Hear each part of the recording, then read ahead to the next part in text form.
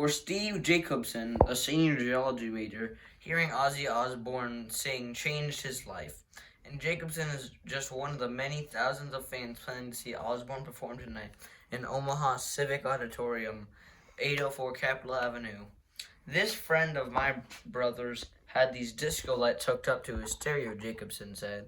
And when the first opening chords of Osbourne singing Iron Man with Black Sabbath came on, I felt myself empowered by what I felt to be an evil yet powerful force. And yet that was pretty cool. I was probably 7 or 8 at the time.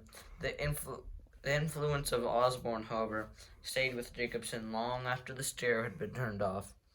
Later, Iron Man was the one song I used to play over and over in my head in situations that required energetic action or violence, he said. Jacobson's newfound power was soon put to the test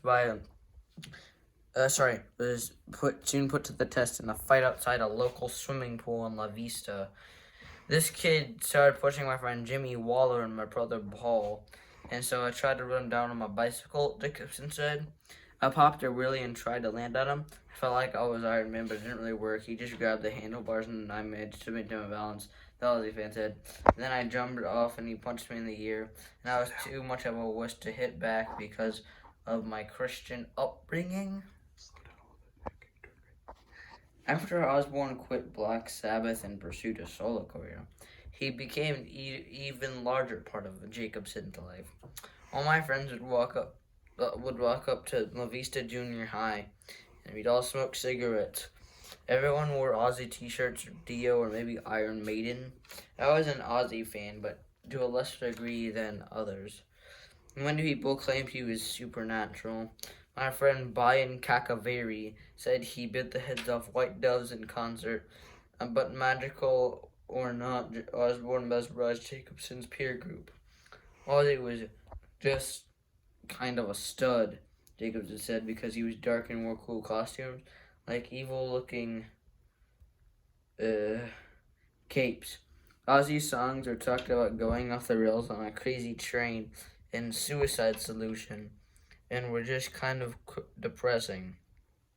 It fit in with the way we thought of ourselves as apart from regular society.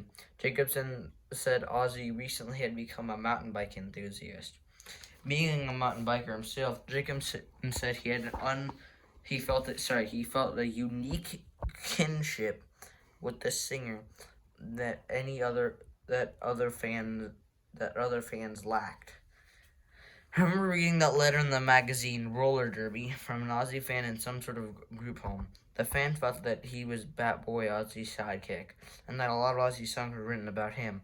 But I feel more of a kinship with Ozzy than Bat Boy. If I have a message that Bat Boy is out there, get off my turf. Anyone who spends as much time whining can't be hitting the bike trails very much. Ozzy is my spiritual trailblazer and on the bike trails of life.